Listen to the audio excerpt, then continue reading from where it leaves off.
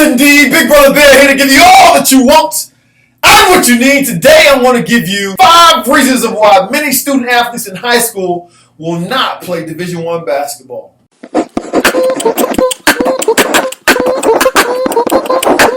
Hoop loud. So if you don't know this already, you are in the place to be. If you care about being a student athlete, both on and off the basketball court, I put out content every Monday, Wednesday, and Friday. I want this video to be counted as Friday, even though I know it's Saturday. What time did I say? 12:50 a.m. I'm still up. So I put out content Monday, Wednesday, and Friday, or early Saturday morning, to help you be as impactful as you can be, both on and off the basketball court, on and off the diamond, on and off the field, on and off the court, whatever sport you play. This channel is for you. This video is one that I wish I would have heard about when I was in high school. This video is a stumbling block for a lot of people, but this video is exactly what you need. I'm going to give you 5 reasons why most high school student athletes will not play Division I anything, let alone basketball. So make sure you watch this entire video, because at the end of the video, I go into the comments and answer questions that people may have in high school and in college. And if you didn't ask me these questions yourself, maybe you can still learn something from these questions and apply it to your game. Number 1, many student athletes in high school are still waiting on someone to get them seen, to get them recruited, to put them out there, to put their film out, to knock on the door, to let somebody know, hey, I got a player I want you to see. This mentality, this entitled mentality, will leave you unrecruited, will leave you in the dust, will leave you behind. Ain't nobody's job to get you recruited but you. It's your job to get you recruited. It's not your coach's job. It's not your coach's job. Who's going to be the person benefiting from the scholarship? You. Who's going to be the person that's benefiting from getting their housing paid for? You. Who's going to be the person that's benefiting from putting on the jersey to represent their university? Because who's going to be that person? You or your coach? You. So what does that mean? That means that you, and only you, should take on that responsibility to make sure you put yourself out there. With technology the way it is right now, you really don't have a reason not to have your footage. You have streaming services like Huddle that you can get your footage and send it out. You really don't have a reason not to have your footage at this point. I've went into gyms where people have recorded their games, had somebody record the game off an iPad, off a phone, you just have too many opportunities to put yourself out there than to wait on somebody else to do it for you. So that's your fault. That's nobody's fault but your fault, and that's the reason why you're not only not getting Division I scholarships opportunities, but you're not getting opportunities in general because you're not putting yourself out there. You're not consistently putting yourself out there. Whether that be going to camps, whether that be doing footage, whether that be with coaches, you're not doing that. You're waiting on somebody else to do it. Always understand this. No one's going to look out for you like you're going to look out for you. Number 2, you don't have the grades to even be thinking about Division I basketball. You don't have the grades. I know you had a mentality of baller's life, and you feel like all you got to do is practice. All I got to do is work on my hands. All I got to do is work on my jumping ability. Work on my windmill. Yeah, that's what I need to do. Gotta get me a scholarship. Wrong! That is wrong! You couldn't be more wrong. Listen, grades are important. Grades will open up more doors for you than basketball will, than a sport will. In fact, there are many individuals that have opportunity to play on a basketball team in college because their grades are up to par. They have that opportunity. Did you know that you have to be a NCAA qualifier to play Division I basketball? Did you know that? Did you know that there's a certain GPA you have to uphold? Did you know there was an ACT, SAT composite score that you needed in order to put yourself in a position to be a Division I athlete? Did you know that? Because if you didn't know that, then I'm telling you this now. Let me level with you. The SAT, the ACT, and the GPA is not high.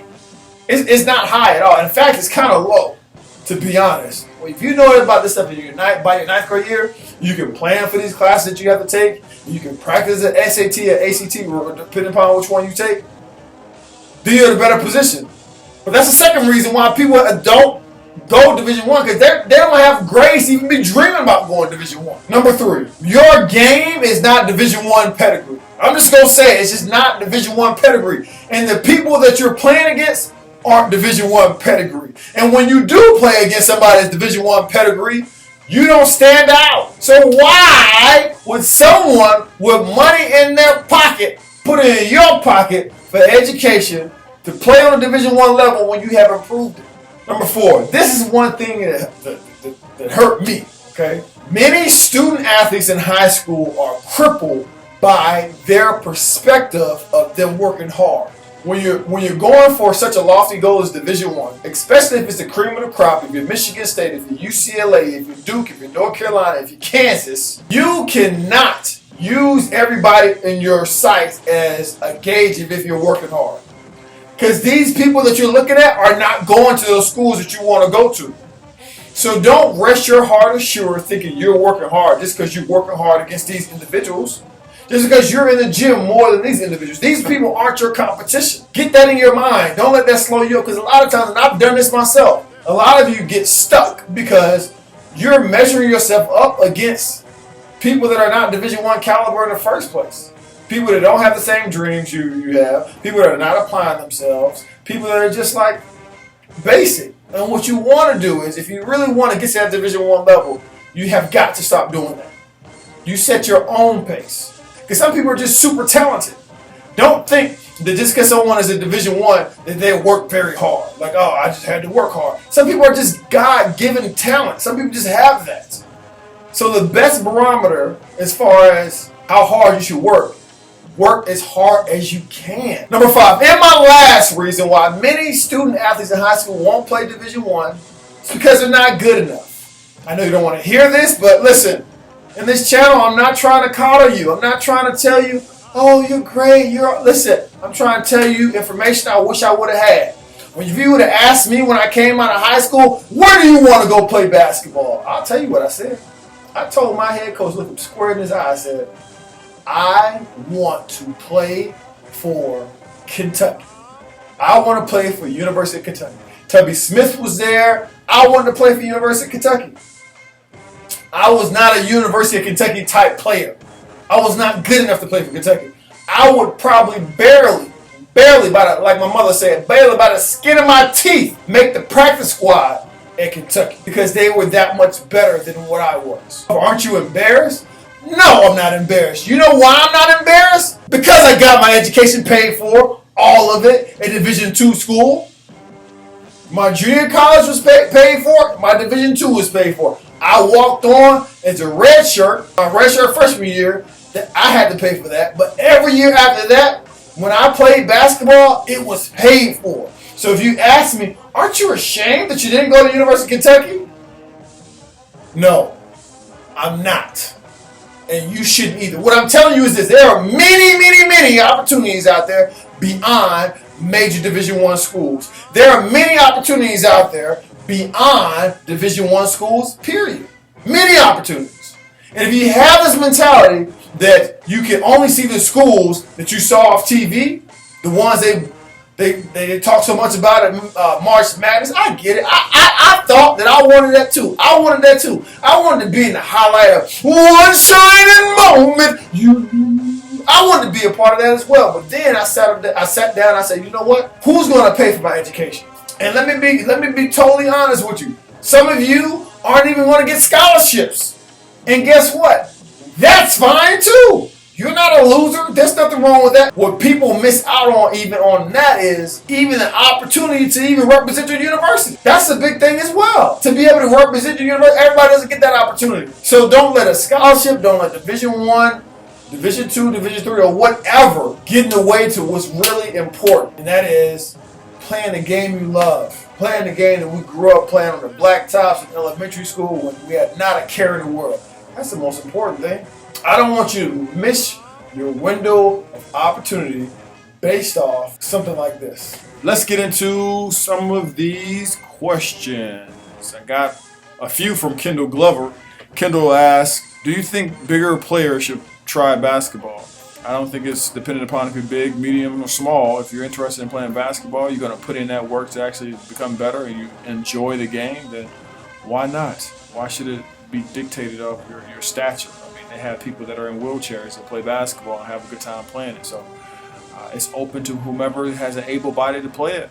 Your next question is what to expect heading into your junior year of high school basketball. Every level that you go up, start off from when you're like a young tot. You need to be able to do more with less. You need to be more efficient with your efforts. So with basketball, when you're in 8th grade, they'll let you dribble into your heart's content and just continue to dribble. But once you make it to high school, then you dribble a little less. And once you make it to college, you really dribble a little less.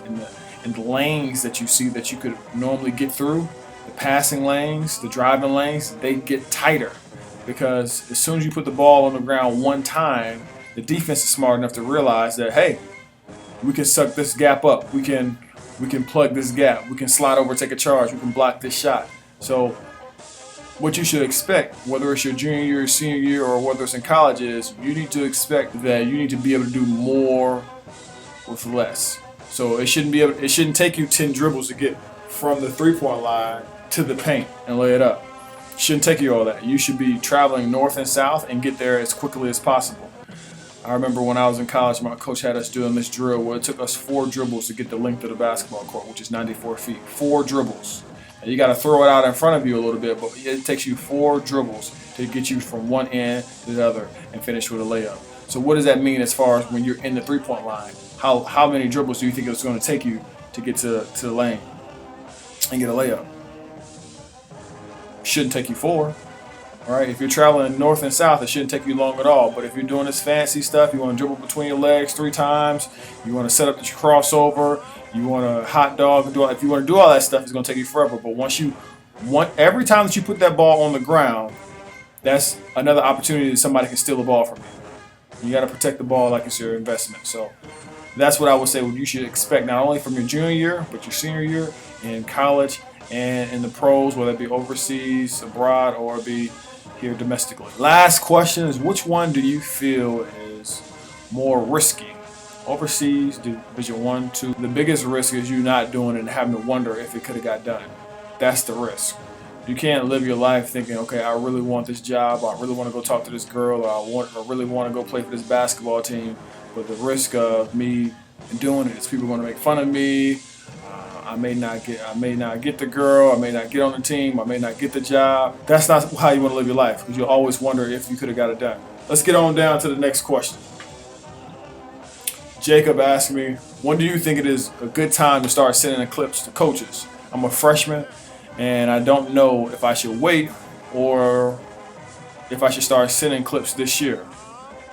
Also, do you think I should focus on more high school basketball or AAU basketball? All right, let's get into the first question. So you don't want to send them any clips against questionable competition. You're just wasting their time. The competition needs to be on par. The competition needs to be on such that these schools are recognized for having good players, or you can clearly see they have good players on their team, and you did your thing. Anybody can come up with a highlight film. Anybody can come up with a mixtape or whatever the new craze is and put a beat on it, right? Put some type of soundtrack on it. Anybody can do that.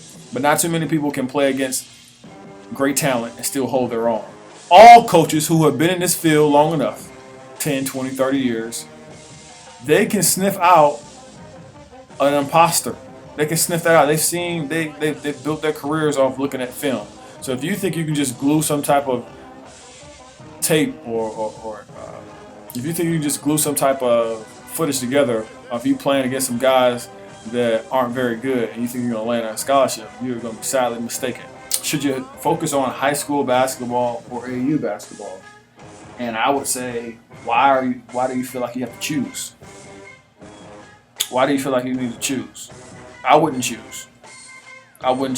If they are adding value to your your basketball IQ and your skill set, why choose? Why do you choose? If it's running down your body and you're fighting trying to stay healthy, then that's something different. I don't feel like one is better than the other. I know of individuals that have been able to sign scholarships because of high school basketball alone. And then I know some individuals that are signing basketball scholarship mainly because their AAU basketball team was very successful. Let's face it, some of our high schools don't get the notoriety, don't get the amount of spotlight at some of these AAU tournaments that you can go to. So either or, I wouldn't choose unless if I had to, whether it be finances or whether it be the AAU team wasn't wasn't adding to my skill set or my basketball IQ or something like that. Like that's why I would choose in that case. But if you don't have to choose, then I would do both, because you may be able to expose yourself to higher competition in AAU basketball, be a part of some big tournaments, and really get exposure.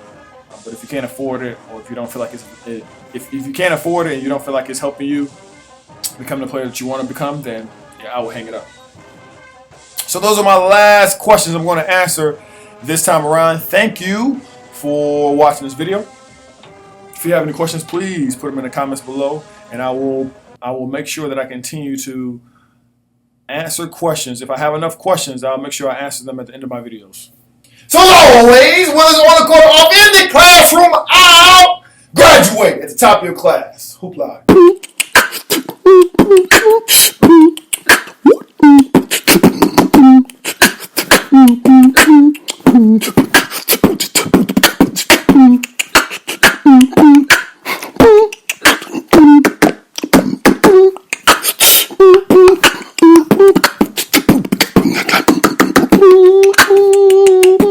Hoop loud.